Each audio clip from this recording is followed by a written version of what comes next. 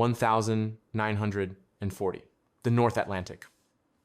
To look at the surface, it is a vast, gray, indifferent emptiness, rolling waves, freezing mists, and a horizon that stretches into eternity. But beneath the whitecaps, a different world operates. A world of pressure, silence, and sudden, violent death. This is the domain of the Grey Wolves. In the early years of the Second World War, the rules of naval warfare were being rewritten not by battleships, but by slender, steel cylinders prowling the deep, the German U-boats. To understand the mystery that would later terrify German crews, we must first understand their arrogance. And they had every right to be arrogant. Great Britain is an island. In 1940, she was fighting for her life, alone against the Nazi war machine. But an island needs to breathe. It needs to eat. It needs fuel. Every week, millions of tons of supplies had to cross the treacherous Atlantic Ocean from the Americas. Wheat, steel, oil. Grand Admiral Karl Dönitz, the mastermind of the U-boat arm, knew this. He didn't need to invade London to win the war. He just needed to cut the throat of the Atlantic supply line. This period became known to the German crews as Die glückliche Zeit, the happy time. It was a slaughter. U-boat commanders like Otto Kretschmer and Günther Prien became national heroes, aces of the deep. They operated with impunity. They would surface at night, slipping inside the defensive screens of Allied convoys, and unleash hell. Picture the scene. A merchant sailor on a tanker, scanning the black horizon. He knows that beneath him, in the freezing dark, a predator is watching. He can't see it, he can't hear it. The first warning he gets is the white trail of a torpedo wake, seconds before impact. In a single month, hundreds of thousands of tons of Allied shipping were sent to the bottom. The night sky over the Atlantic was frequently lit by the burning carcasses of oil tankers, turning the ocean surface into a sea of fire. Winston Churchill, the British Prime Minister, famously wrote later, "The only thing that ever really frightened me during the war was the U-boat peril. The Germans were winning. They had turned the Atlantic into a graveyard." Inside the U-boats, the atmosphere was a mix of claustrophobia and supreme confidence. Life was hard, hot bunking in a tube that smelled of diesel, sweat, and moldy bread, but morale was high. They believed they owned the ocean. They believed that the seabed was their sanctuary. When the destroyers came hunting, the U-boats would simply dive down into the crushing depths where the Allied sonar, ASDIC, struggled to find them, down where the water pressure shielded them.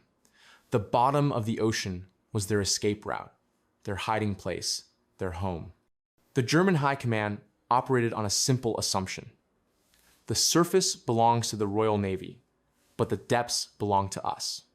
They believed the Allies were reactive, scrambling to defend their ships, incapable of large-scale engineering feats in the hostile waters of the Channel or the deep Atlantic.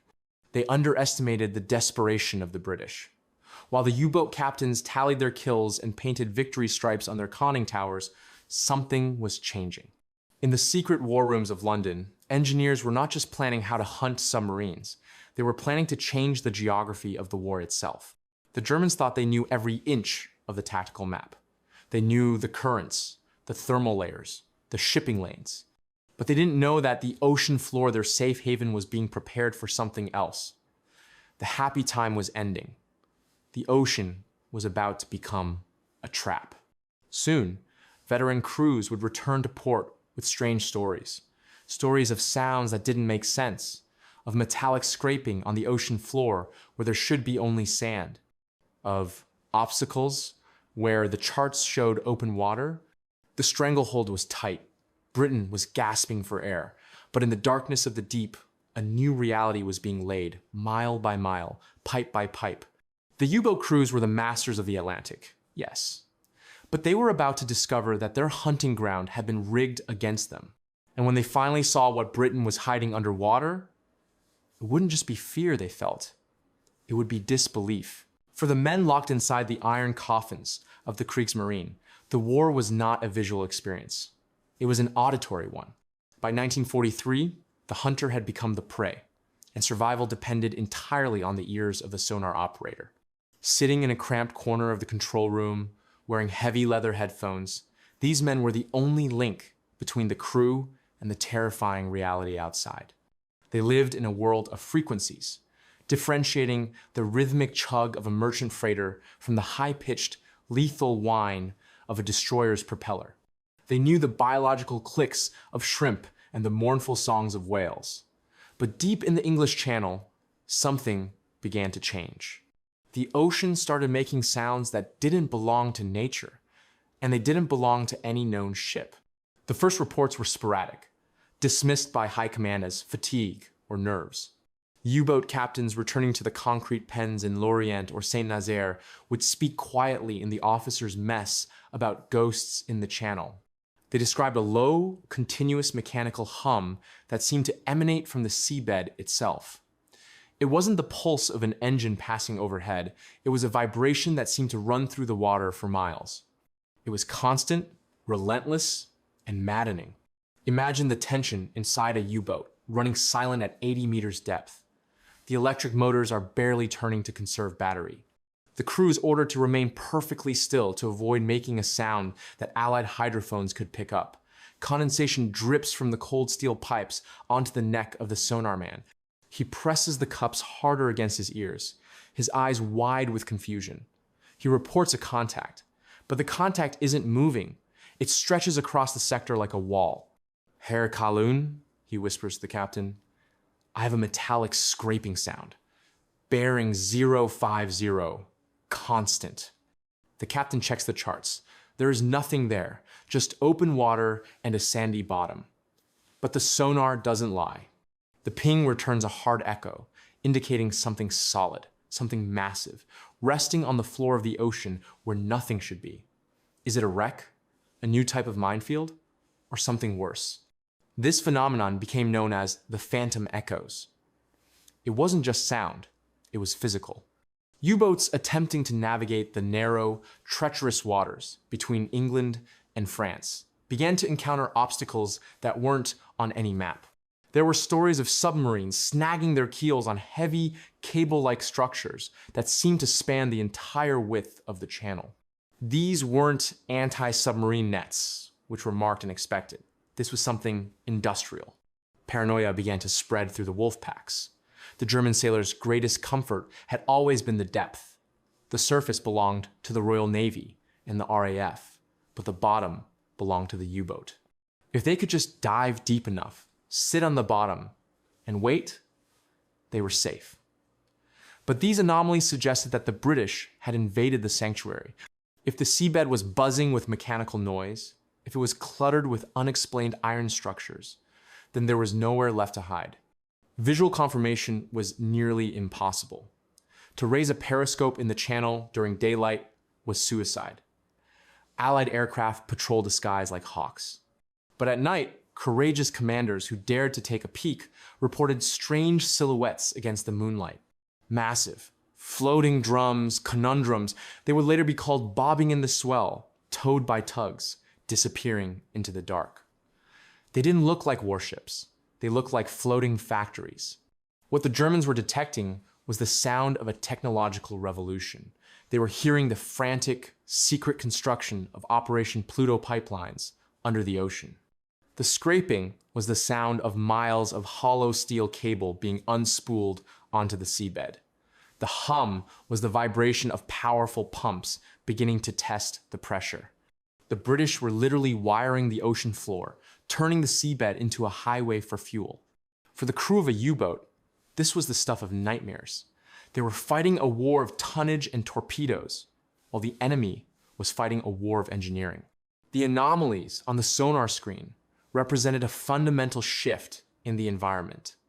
The water itself was being weaponized. The phantom echoes were the first warning signs that the isolation of the British Isles was over, and that the invasion of Europe would be fueled by an artery of steel that lay right beneath the keels of the German submarines, invisible, untouchable, and utterly impossible to believe. To understand why the German U-boat crews were baffled, one must understand the sheer audacity of the problem the Allies faced in 1944. An invading army is a beast with an insatiable hunger. It eats ammunition, but it drinks gasoline. A single armored division on the move consumes tens of thousands of gallons of fuel every single day. As the plans for D-Day were drawn up, the Allied commanders faced a logistical nightmare. They could land tanks on the beaches of Normandy, but without a constant stream of fuel, those tanks would be nothing more than stationary steel pillboxes. The conventional solution was oil tankers. But tankers were slow, vulnerable, and required functioning ports to unload ports the Germans would undoubtedly destroy or defend to the death. The English Channel was known for its violent storms and, of course, the lurking menace of the U-boats. Relying on a bridge of ships was a gamble that could lose the war. In the secret war rooms of London, a question was asked that seemed to defy the laws of physics and common sense. If we can't bring the fuel to the continent by ship, why don't we just pipe it there? It sounded like madness. A pipeline across the deserts of the Middle East was one thing. A pipeline across the rough, shifting, salty floor of the English Channel under active enemy fire was impossible. The pipes would crack under the pressure. The currents would tear them apart. And how do you lay a rigid steel pipe across 30 miles of ocean without the enemy noticing? The answer was Operation PLUTO. Pipelines under the ocean. It was a project of such secrecy and complexity that it rivaled the development of the atomic bomb in terms of engineering ingenuity. The solution came from an unlikely marriage of the oil industry and submarine telegraph cabling. Engineers realized they couldn't lay standard rigid pipes. Instead, they developed a hollow, flexible cable. It looked like a massive underwater telephone wire, but the core was lead, designed to carry petrol. This was the Hayes cable. But they needed more volume. They needed steel. This led to the creation of the Hamel pipe mild steel tubing that was flexible enough to be wound onto a spool, like cotton thread on a bobbin. But these were not ordinary spools. To deploy the steel pipes, the British built floating monsters known as conundrums. This is what the German periscopes might have glimpsed in the moonlight, sparking confusion and fear. A conundrum was a massive, floating drum, 30 feet in diameter and 90 feet long. It looked like a giant, apocalyptic steamroller wheel floating on the water. Wound around it was 70 miles of steel pipe. Towed by powerful tugs, the conundrum would roll across the surface of the channel, unspooling the pipeline onto the seabed as it went. The scale of the deception was total. On the British coast, the pumping stations that would push millions of gallons of fuel to France were hidden in plain sight. They were built inside innocent-looking seaside bungalows, ice cream shops, and amusement parks. A casual observer or a German spy would see a quiet coastal town. Inside, massive pumps were roaring, pressurizing the fuel that would drive the liberation of Europe. When the German sonar operators heard those phantom echoes, they were hearing the conundrums at work. They were hearing the sound of the seabed being paved with steel. They couldn't identify the threat because their minds were looking for warships, not infrastructure. They were prepared for a naval battle, not an industrial construction project. By the time the system was fully operational, Pluto was pumping over 1 million gallons of fuel a day. It was a technological dagger aimed at the heart of the Third Reich. While the U-boats prowled for tankers on the surface, the lifeblood of the Allied army was flowing silently beneath them, encased in lead and steel, immune to torpedoes and storms. The impossible engineering had become a reality, and the English Channel had been transformed from a barrier into a bridge. The Germans were guarding the ocean, but the Allies had simply drilled right through it. The transition from predator to prey is psychological as much as it is tactical. For the German U-boat crews, the shift did not happen gradually. It happened with the violent abruptness of a steel trap snapping shut. By late 1944, the waters surrounding the British Isles and the French coast had transformed. The open hunting grounds of the Atlantic were gone. In their place was a meticulously engineered kill zone. The objective for the Kriegsmarine was clear: sever the arteries. They knew times something, Times was sustaining the Allied advance in Normandy. Whether they fully understood the extent of Operation Pluto or simply believed they were hunting convoys, the orders were to penetrate the English Channel and wreak havoc. But the geography had turned against them. The Channel is a funnel, and the Allies had corked the bottle. To protect the precious underwater pipelines and the convoy lanes, the Royal Navy and the RAF established a density of defense never seen before in naval warfare. The trap was a multi-layered cage. On the surface, roving support groups of destroyers used advanced centimetric radar to spot a periscope from miles away. In the air, patrol planes equipped with ley lights, blinding searchlights turned night into day, removing the U-boat's cover of darkness. But the true horror for the submariners lay beneath the waves. The crews who had reported the phantom echoes and the strange scraping sounds now understood the deadly consequence of those anomalies. The seabed was cluttered. The British hadn't just laid pipes, they had sown the waters with deep-sea minefields to protect them. The safe corridors that German captains had memorized were now lethal obstacle courses. Imagine the situation inside a Type 7 U-boat attempting to breach this wall. The captain orders a dive to evade a destroyer. In 1940, he would have taken the boat down to the bottom, settled in the silt, and waited for the danger to pass. But now, he cannot. The sonar operator reports clutter everywhere. If he settles on the bottom, he might crush a Pluto line, triggering an explosion. Or worse, snag the hull on the heavy protective netting and cables that now crisscrossed the sector. The sanctuary of the deep was gone. They were forced to hover in the mid-water column, the most vulnerable position possible. This was the kill zone. Caught between the aircraft above and the industrialized minefield below, the U-boats were squeezed. The psychological strain was breaking the crews. The constant, high-pitched times, ping, ping, ping, times of Allied ASDIC sonar became the soundtrack of their lives. It was the sound of a noose tightening.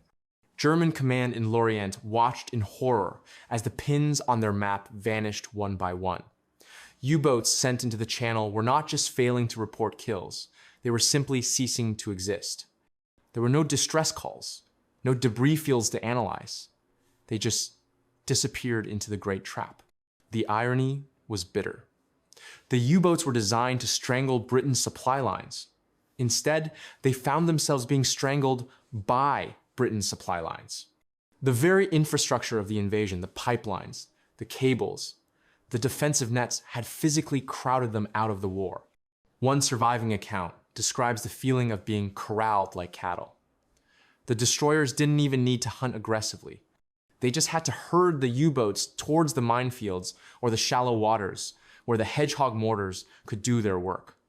The tactical flexibility that had defined the Grey Wolves was erased. There was no room to maneuver. In this chapter of the war, the hunter did not just become the hunted. He became the obsolete. The German sailors realized that their enemy had done something far more terrifying than building a better tank or a faster plane. They had terraformed the battlefield. They had turned the ocean itself into a weapon. The trap had snapped shut, and inside the kill zone, the era of the U-boat was gasping its last breath. Wars are often decided by thunder, the roar of artillery, the scream of dive bombers, the clash of steel on steel. But the defeat of the Third Reich in the West was ultimately sealed by a sound so faint it was barely audible. The steady, rhythmic hum of pumps pushing liquid through a pipe. By the spring of 1945, the tides of war had turned completely, not just because of the bravery of soldiers, but because of the triumph of invisible logistics. For the German High Command, the situation was a cruel paradox. On paper, they still possessed formidable weapons. The Tiger and Panther tanks were technologically superior to anything the Allies could field. The new Type XXI U-boats were engineering marvels. But a war machine is a living organism. It needs blood to survive. That blood is oil. And while the Wehrmacht was bleeding out, stalling on the roadsides of Belgium and Germany with dry fuel tanks, the Allied armies were gorging themselves. The realization of this defeat was a slow, creeping horror for the German strategists. They had spent years trying to starve Britain into submission, sinking merchant ships to cut off the island's supplies. They had failed. In a twist of supreme irony, it was now Germany that was being starved. While Britain had effectively extended its coastline across the sea, the Operation PLUTO pipelines were delivering over 1 million gallons of fuel every single day directly to the front lines. The Allies didn't need to capture ports. They brought the fuel station with them. This was the invisible defeat. The U-boat crews, those who had survived the slaughter of the kill zone, sat in their concrete pens in Norway and Germany, watching the end approach. They had been the masters of the Atlantic, the apex predators. Now, they were irrelevant. They couldn't torpedo a pipeline. They couldn't sink a concept. The ocean floor, once their sanctuary, had been used to bypass them entirely. The British had not just defeated the U-boats, they had rendered them obsolete. The psychological impact on the German prisoners of war captured in 1945 was profound. Many expressed disbelief when they saw the sheer volume of material moving towards the front. They saw endless columns of trucks, jeeps, and tanks, all moving, all fueled. One captured officer, looking at the pipeline terminal in Boulogne, reportedly remarked that they had lost the war not on the battlefield, but in the workshop. They had been outthought and outbuilt. As the Allied armies crossed the Rhine and drove into the heart of Germany, the fuel propelling them came from the bottom of the English Channel. The phantom echoes that had terrified the sonar operators a year prior were now the driving force of the final victory. The gamble of the impossible engineering had paid off, with a return on investment that calculated the saving of thousands of lives and the shortening of the war by months. When the surrender finally came in May 1945, the silence that fell over the Atlantic was heavy. The U-boats surfaced and flew the black flag of surrender. The Grey Wolves were guided into British ports, passing over the very waters where the secret pipelines lay hidden beneath the waves. In the years following the war, the great drums, the conundrums, were scrapped, and much of the pipeline was salvaged for its lead and steel. The ocean floor returned to its natural state, reclaiming the scars of the conflict. Today, there is little evidence left of the massive steel arteries that once pumped the lifeblood of liberation across the seabed. But the legacy of Operation PLUTO remains one of the greatest untold stories of the war. It was a victory of imagination over brute force. The Germans looked at the ocean and saw a barrier. The Allies looked at it and saw a bridge. In the end, the invisible defeat proved that while battles are won by soldiers, wars are won by those who can turn the impossible into the mundane, and who can turn the depths of the sea into a road to victory.